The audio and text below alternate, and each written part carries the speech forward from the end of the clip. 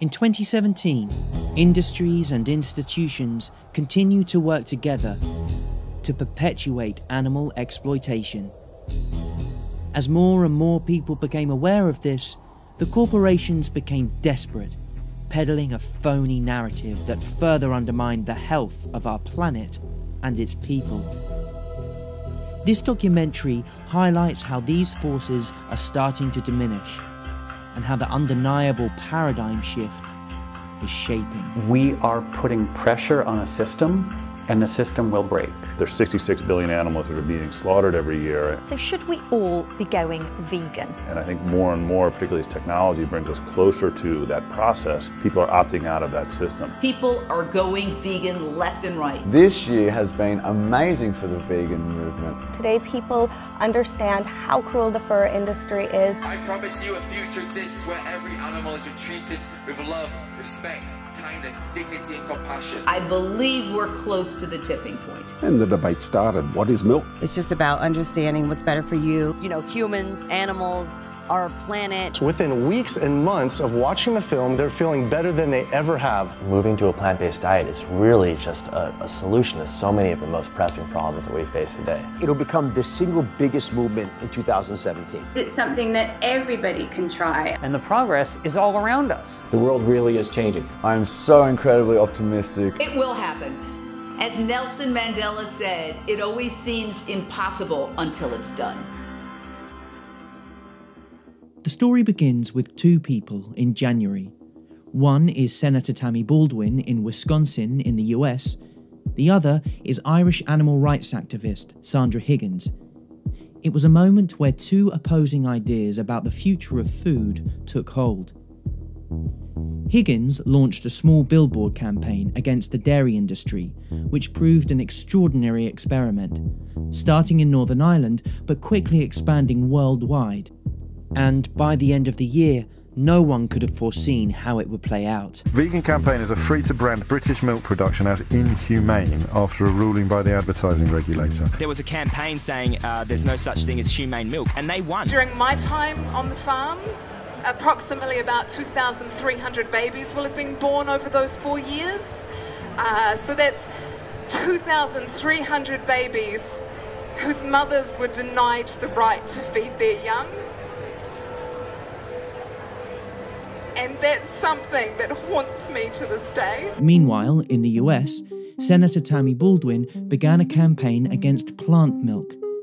Baldwin introduced the Dairy Pride Act, which stopped non-dairy products such as soy or almond milk from being labelled milk, yogurt or cheese. Under the Dairy Pride Act drafted by Senator Tammy Baldwin, the FDA would have to crack down on products that use terms like milk or cheese in a way that's misleading. Senator Baldwin says the act will stop misleading consumers at the grocery store about the products they're buying. When you say milk, we mean a dairy product, and we mean quality, and we need particular nutritional standards, and you've got to apply the law and make sure that these imitators don't get away with misleading the consumer and cutting into dairy producers' revenue. Right now, there are tears of frustration in the debate over who gets to put milk on their labels. On one side, you have the long, dominant dairy farmers. And several farmers say the mislabeling is frustrating, especially because they have the potential to lose sales. And on the other, you have the new kids on the block. Rocket! Tennis star Venus Williams. I do plants. And hip-hop producer DJ Khaled appear in these new up-tempo ads for Silk almond and soy milk. They're part of an industry of plant-based products described as milk substitutes. They generated $1.4 billion this year and grew 54% over the last 5 years in the US. Milk producers are facing decline, dropping 11% in sales over the last year. Now they're fighting back. As the animal agriculture industries crack down on the labelling of vegan milk and other plant-based products, The public also became aware of their influence on academia. And who funded that study?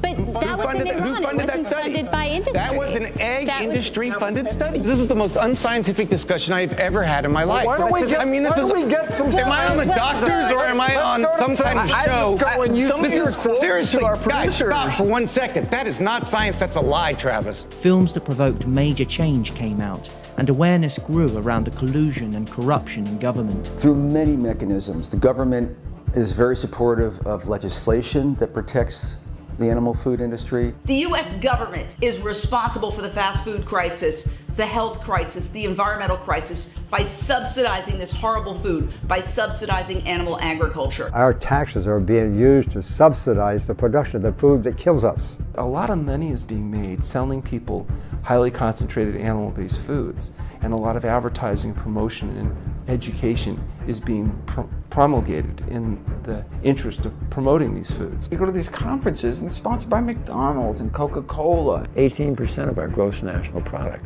is now going into the health industry. That's insane. We operate from the disease model, meaning that we are in the business of treating sick people. We are not in the business of trying to keep people from becoming sick. Money talks. The hospital actually benefits from McDonald's selling more food and more Big Macs. The most prestigious medical body in the world when it comes to cancer says processed meat, category 1 carcinogen. We're as certain that processed meat causes cancer that plutonium causes cancer, and asbestos causes cancer, and cigarette smoke causes cancer. Done. No scientific debate. It's reprehensible for a doctor treating a 3-pack-a-day smoker for bronchitis not to tell them stop smoking. And the same identical way for the person who's clogging their arteries, making themselves diabetic, inflaming their tissues from what they're eating, for the doctor not to say change your diet. The meat, dairy and egg industry are having quite significant influence on the information going out to doctors. That industry also has co-opted universities, influential scientists, even charities, to then give information which are based on half-truths. American Heart Association has an industry nutrition advisory panel where you can pay $10,000 every single year if you're a McDonald's or the Beef Checkoff or Coca-Cola, and they will give you special access to the nutritional policy advisors. I think that the medical profession engages in an all-out campaign to create doubt. Again, these are not my slides. This is a U.S. government program. What do we want to do? We want to trigger cheese craving. So let's talk about the American Diabetes Association, which accepts money from Oscar Mayer processed meats. Corruption has worked its way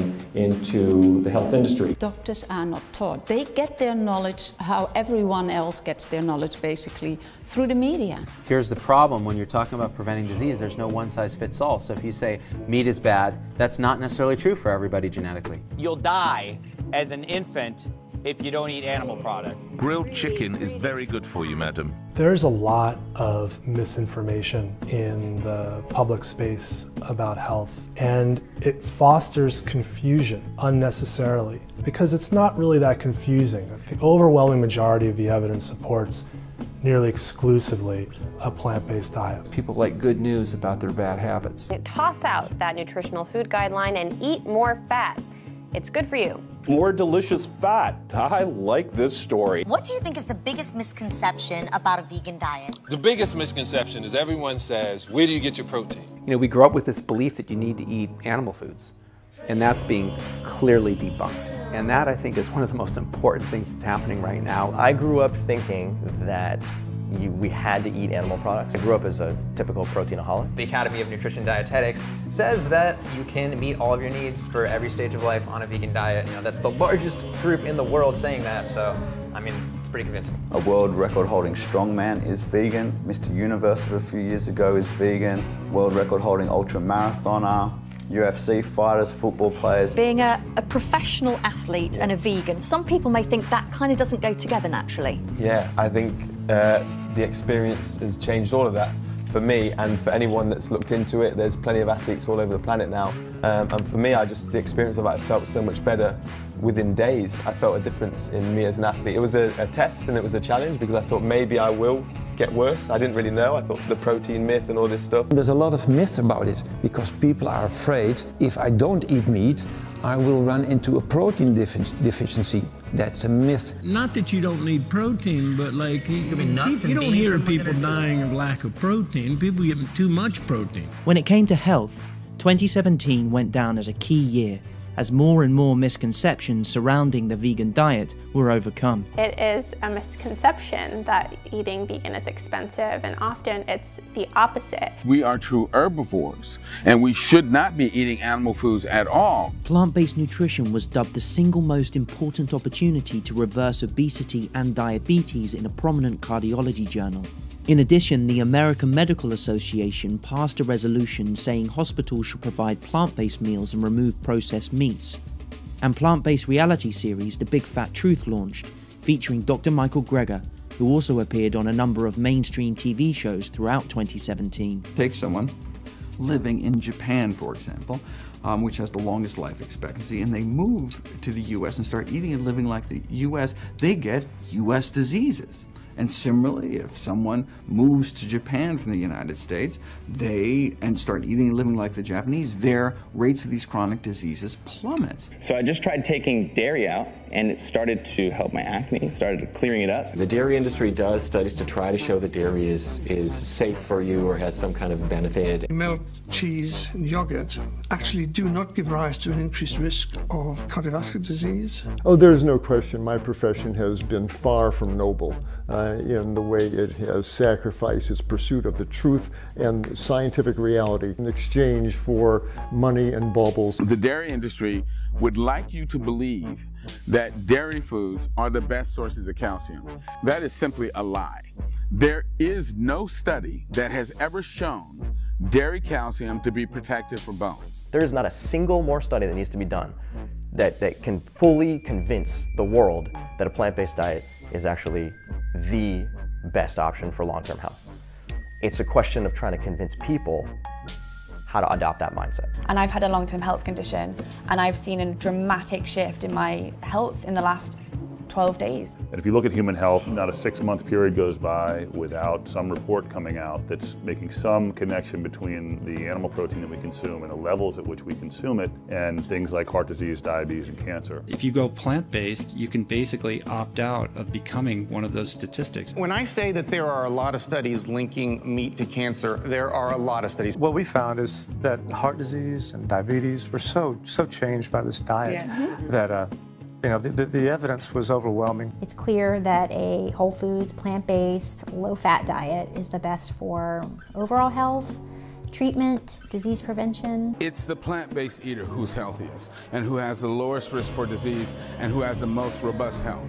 We can eliminate chronic illness if we can get people to eat whole food, plant-based nutrition. It's the power of food. And then in 3 months, I'd lost 50 pounds, and to this day, those 50 pounds have stayed off, and I eat like a horse, eat a bunch of food, but it's all whole food, plant-based. We literally have patients crying tears of joy in our office. They feel so much better. After 5 months, the blockages in her heart were gone. It's recognized again by the American insurance industry that there's only 2 dietary plans that can reverse heart disease. There's no meat in those programs. They're plant-based programs. If that's all a plant-based diet can do, reverse the number 1 or 2 killer of men and women, shouldn't that kind of be the default diet to proven otherwise? And the fact that it can also prevent, arrest, and reverse other leading killers like type 2 diabetes and high blood pressure would seem to make the case for plant-based eating simply overwhelming. Aside from health, 2017 saw a breakthrough when it came to acknowledging the impact of animal agriculture on the environment. Well, as well as being cited for its health benefits,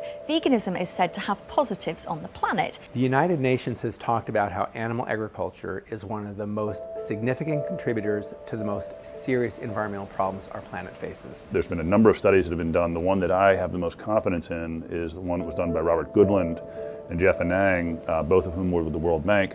So not exactly a left-leaning organization, an organization that often is at odds with the environmental community.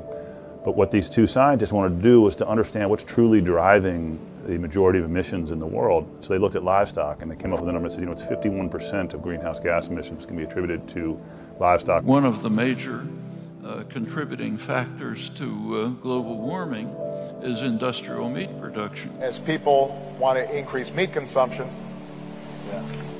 that in turn is spiking the growth of greenhouse emissions coming out of the agricultural sector. Factory farming is responsible for most of the air, water, land pollution that disproportionately affects our poor communities. The raising of meat causes more global warming than cars and planes put together. They say the #1 cause of global warming is the animals you eat.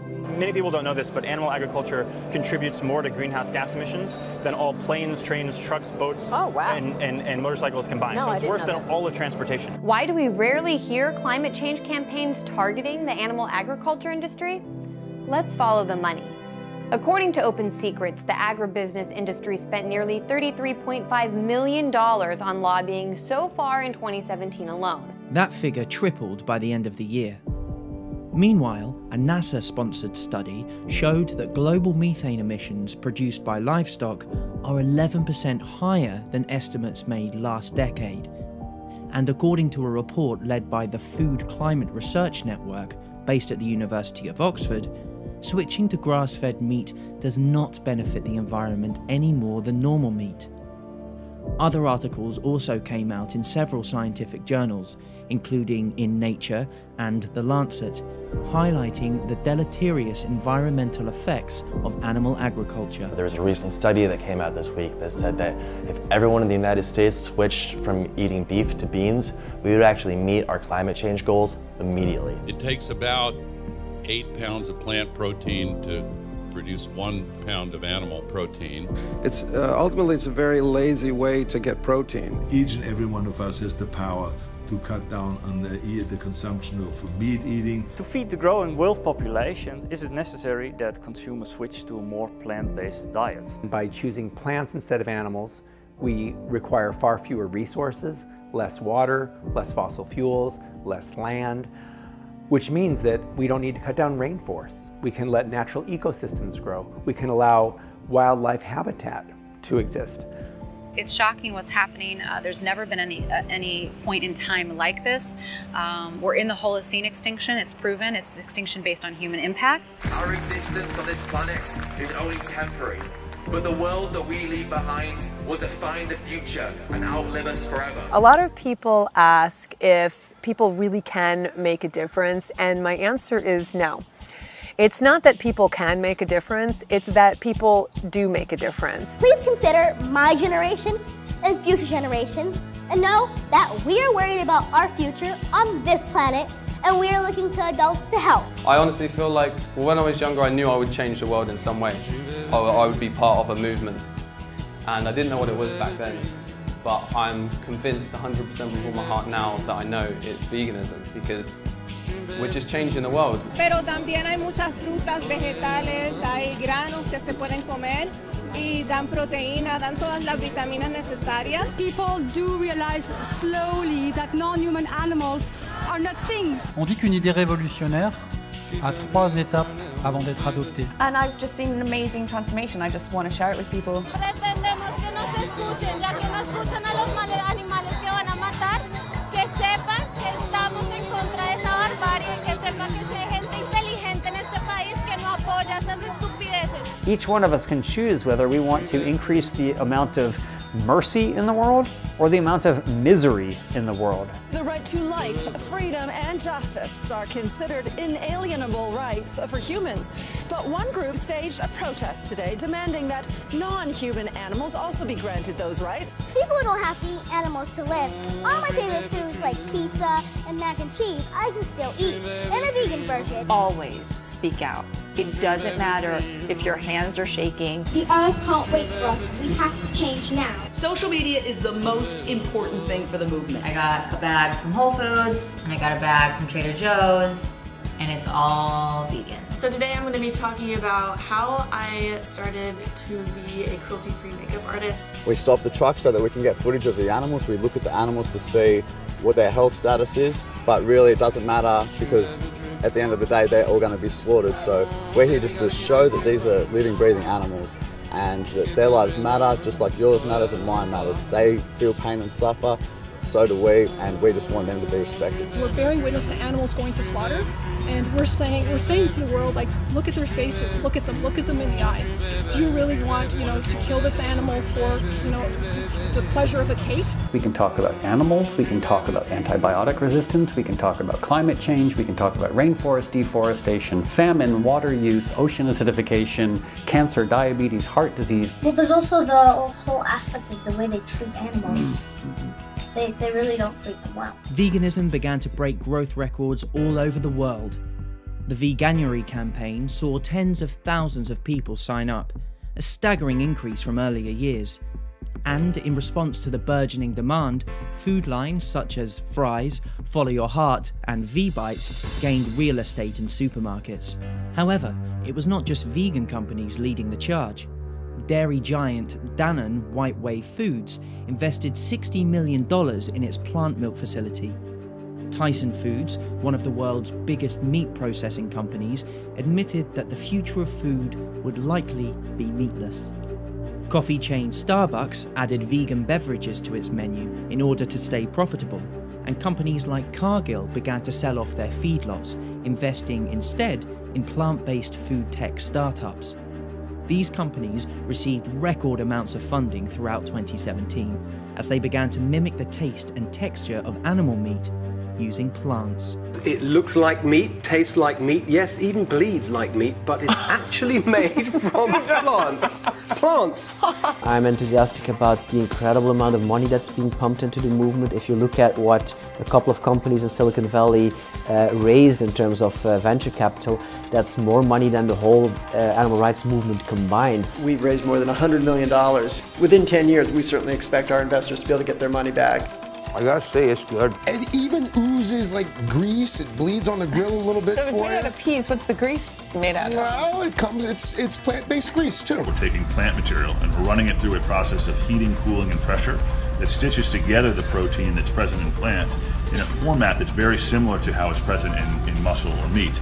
And so we're essentially taking the animal out of the process. You say it's possible for meat lovers to move the plant protein and not miss anything. Yes. Impossible Foods' plan is to invent new choices for people around the world that satisfy their taste for delicious meat. This offers a huge opportunity for entrepreneurs, businesses, scientists. BurgerFi, it's a chain with more than 100 locations across the country.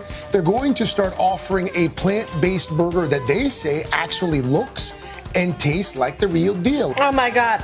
I give it a 10 and so does the Russian judge. In my view, it is the future of meat. The whole world's moving in that direction. I can stay after, right? No, because I had it and we actually did a side-by-side taste test with a burger that was a traditional burger made of actual meat, and we definitely preferred this. I'm going to have mine after. It's very juicy, Steve, so I suggest you wear a little bib of sorts. Well, and for those of us who do care about and think about our impact on the environment, I mean, oh my gosh, this is so good. I mean, like really good. Thank you very much. If you didn't tell me and had my eyes closed, I wouldn't really know. Is this the vegan? I honestly thought that was the chicken. Like seriously, how could you even tell that this was vegan? Another product gaining widespread attention and funding this year was lab-based meat. This technology is controversial for some, as it sees scientists build meat from cultured animal cells. But others see it as the answer to the problems we face. China invested $300 million into the industry. Hampton Creek began talks with global giants in the meat processing trade who are interested in licensing this new technology. And Richard Branson and Bill Gates, among others, invested in the lab meat startup Memphis Meats. You're seeing disruptive technologies change industries. So hotels are being disrupted by Airbnb, taxi cabs are being disrupted by the Lyfts and the Ubers, and the list goes on and on. I see that about to happen with the fast food industry. It's old school, it's 20th century. There was one extraordinary businessman at the center of this food technology revolution. Jeremy Coller and his FAIR initiative quickly gained the backing of an investor coalition worth almost $3 trillion. This powerful group of disruptors not only invested vast quantities of wealth into the meat replacement sector, but also applied pressure on the 16 leading food companies, including Tesco, Walmart, and Target, to switch from animal-based protein to plant-based protein. As this happened, more and more companies and restaurants realized the increasing popularity of vegan foods and began releasing products. With interest in veganism on the rise, so too is the demand for meat-free alternatives. I mean, there's so many great vegan restaurants and like dishes, and it's much easier than I thought it would be. I mean, change is really happening. You now have major companies that are starting to invest in developing vegan protein products, vegan plant milks, and so forth. Now we have plant-based meats and plant-based cheeses, and there's almost nothing that I used to eat that I can't eat now in a plant-based version. Despite the progress, there were some strange events. The high-profile plant-based Impossible Burger was not deemed safe for consumption, but very few questioned whether anything was wrong with traditional meat. Hampton Creek's vegan products were dropped by American retailer Target after unsubstantiated safety claims, and nobody knew why. But progress was really hindered in the UK, where MPs attempted to scrap the law recognising animals as sentient, and the Bank of England released notes containing beef fat, symbolic of the deception the animal agriculture industry relies on for its continued existence. In addition, despite removing dairy from its draft dietary recommendations, the Canadian government insisted on investing $350 million into new dairy support programs. It was another contradiction that made us question the actions of those in power. And as we did this, we realized they did not care. They continued to subsidize industry to the tune of tens of billions. The flaws in their system became more obvious to the world, and revelations came to light about animal abuse. This is the captive bolt gun. Collusion between industries. The investigation revealed that some factories had been bribing inspectors and politicians. And the antibiotic resistance crisis. Use of antibiotics in livestock can lead to unhealthy, even dangerous outcomes. Antibiotics are losing their efficacy because of their mass use in industrial meat production. 80% of all antibiotics in the US are used on factory farms, leading to a major medical crisis. Using antibiotics and misusing them just to make animals get fatter, or so you can cram more together and have more stressful conditions and feed them worse diets is the worst way to be using these incredibly important drugs. Most animals raised for food in the United States are grown inside giant industrial buildings called factory farms. For the first time ever, we have compiled drone footage of these facilities across America. If something is considered standard agricultural practice, it is exempt from cruelty prosecution. It is that loophole that allows pigs to be slammed into the ground head first, for pigs to be castrated and have their tails cut off without pain relief, chickens to have their beaks cut off, animals to be crammed in cages on factory farms. In 1992, 30% of pigs were kept on a factory farm in the US. By 2016, it was over 97%. Now let's face it, this is not an industry. It's an atrocity. It's like any pictures of animals cooped up. You don't want them to be like that. You want them to be free in a field. They have a war waged against them. The animal rights campaigners claim conditions there are appalling. There are many alarming revelations. In these concentrated animal feeding operations, crowded, stressed, standing around on their own feces. When we consume, what's called meat, this is the body of a living, feeling individual who wanted to live. So this is not just some personal choice. And at the slaughterhouse, they will be shot in the head with a bolt gun, which will fire a bolt through their skull to pierce their brain, and they call that humane slaughter. The conditions that these animals live in are absolutely horrendous. The crises were piling up, but the mainstream media would continue to peddle a false narrative, helping the world's most powerful industry instead of challenging it. A recent survey has shown a worrying trend among young people under 25 for dairy-free diets. My son only eats chicken fingers. I wear leather. That you are lacking in nutrients your body needs. Almond milk and soy milk seem to be okay. Dairy's better. The mainstream media will never tell our story because the advertisers are the meat, dairy, and pharmaceutical industries. Those industries stand to lose big if America and the world goes plant-based.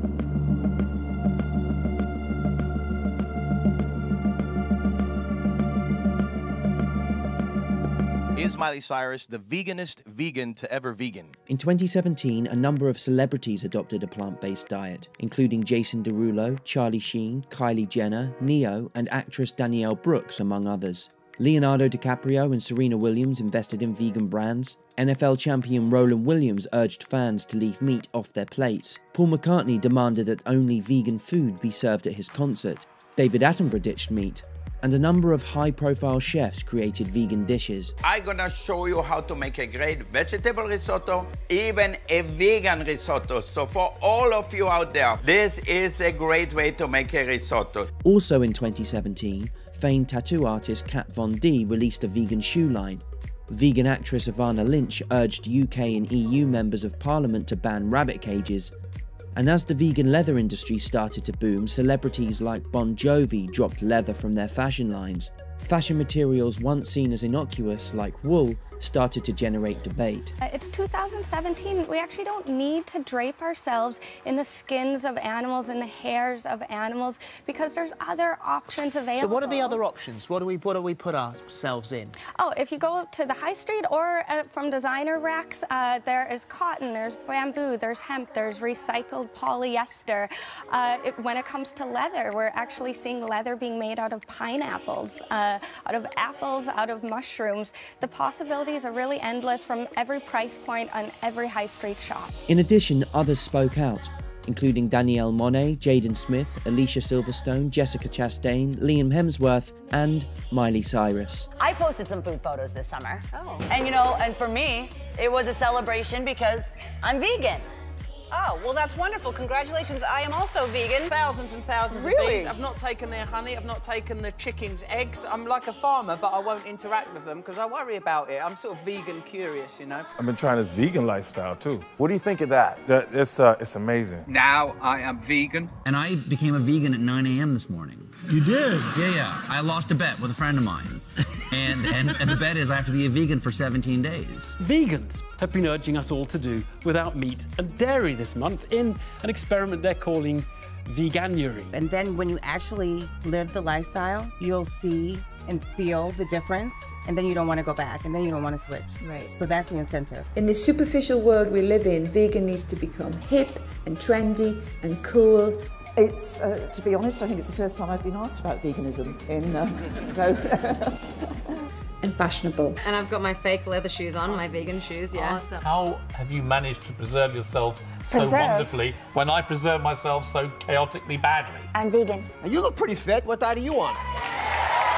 You on this? Plant-based. You're on a plant-based diet? Yes! Over the course of the year, many professional athletes also dropped animal products and set new records on a vegan diet. Vegan climber Kuntal Joysha scaled Everest. Fitness P90X founder Tony Horton turned to a plant-based diet, as well as soccer player Jermaine Defoe, NFL quarterback Cardale Jones, and basketball players Jahlil Okafor, Kyrie Irving, and Damian Lillard. I thought it was all hype. You know, I thought people just said it just because it was a healthier food, but I can feel it.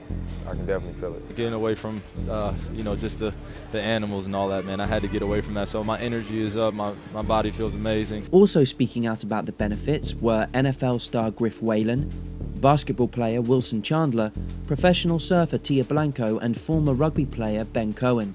Endurance athlete Rich Roll completed one of the hardest races at the age of 50, and a number of others adopted a plant-based diet after watching the documentary What the Health. What the Health? Including Formula One giant Lewis Hamilton. Plant-based diet you've gone on to. I can't express to you how amazing I feel. This What the Health movie. Isn't that incredible? Driving the world crazy. Everyone's vegan now. My fiance watched this documentary called What the Health. Everyone is buzzing about the Netflix documentary, What the Hell. A new documentary on Netflix has many people questioning their diets. And now we're vegans. Following What the Health, other films were announced, many with high-profile casts, including The Game Changers, From the Ground Up, Eating Our Way to Extinction, Eating Animals, Eating You Alive, The Invisible Vegan, Taking Note, Empathy, Seaspiracy, Meet the Future, and Dominion.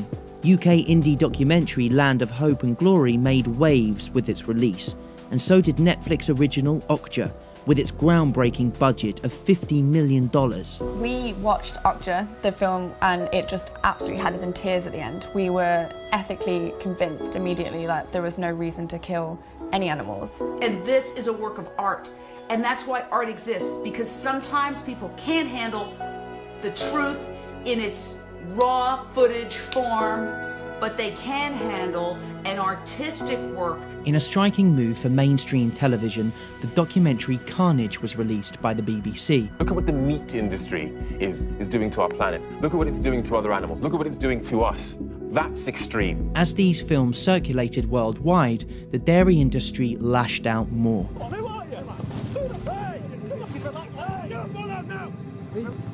Just go.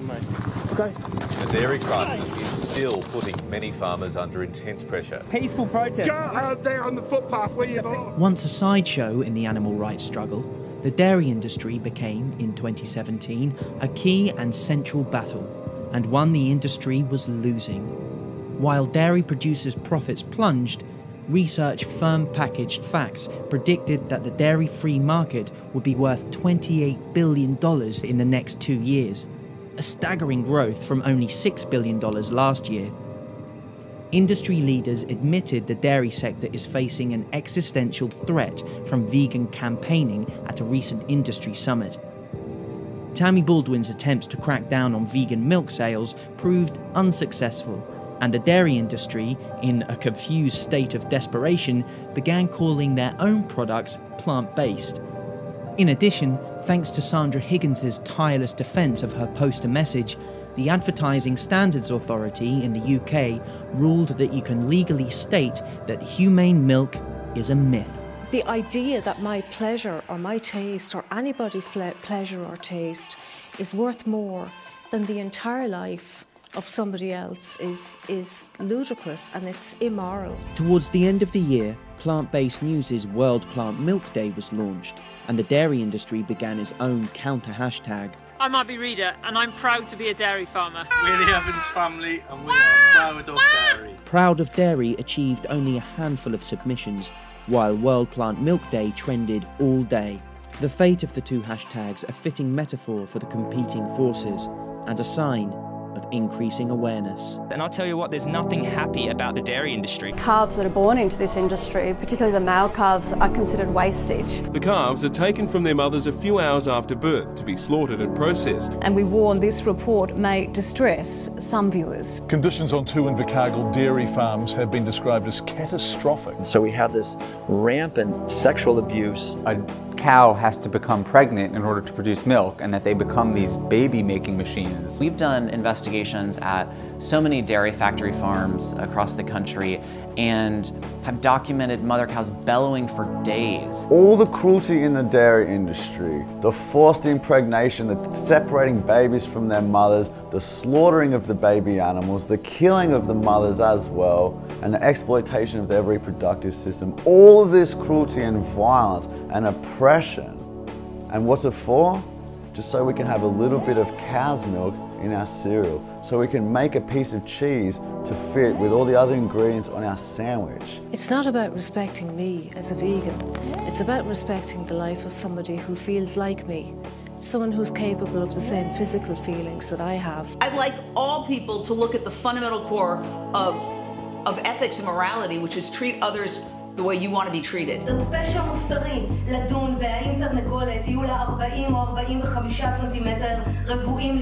If we were telling people what they already knew, then we wouldn't be doing our job as activists. We need to tell the world what they don't already know. And what they don't know is that humane meat is a lie. And our aim really is for total animal liberation. We're abolitionists, so we want to end all animal exploitation, whether that's for food, clothing, animal testing, or animals in entertainment. Throughout 2017, it was revealed industry representatives carefully watched vegan activists, recording their speeches and compiling documents on how to combat advocacy.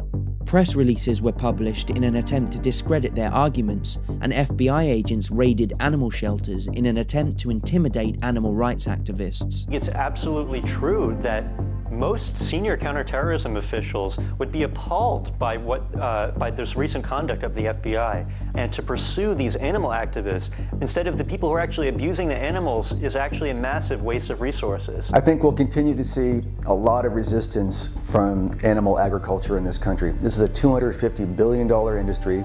A lot of people's livelihoods are dependent on it. Anytime animals are being tortured, follow the money. We're up against a $1 trillion industry. We are living in a world that's deeply steeped in carnism. The meat industry tries to suppress us. It's a powerful industry we're going up against. They spend hundreds of millions of dollars on lobbying.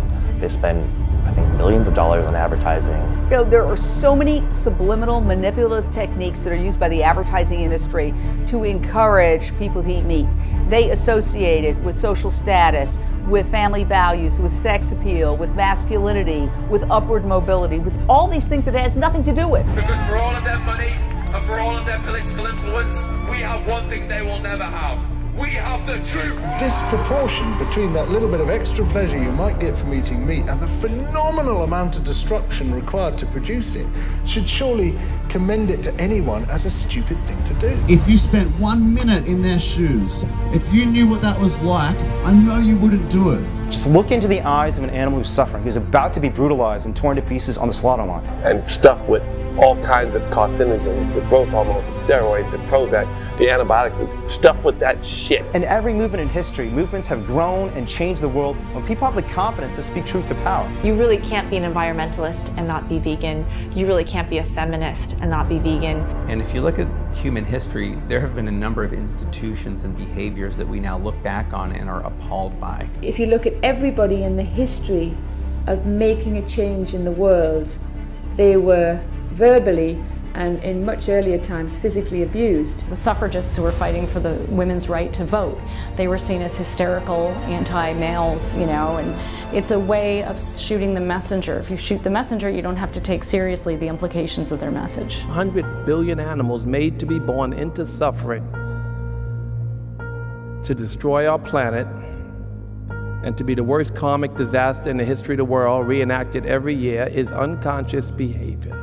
Animals can't speak for themselves. They're so defenseless, and they're the most innocent, vulnerable beings on Earth. And I think at some point we're going to be looking back on today and saying, how could we have supported the system that was so harmful? And it's really basically habits. We're creatures of habit. We're also social animals. So if everybody around us is doing something, we start doing it, often without thinking about it. It's blatantly obvious now that we do not need to consume animals to be healthy. We'll be far healthier without them. She got her life back.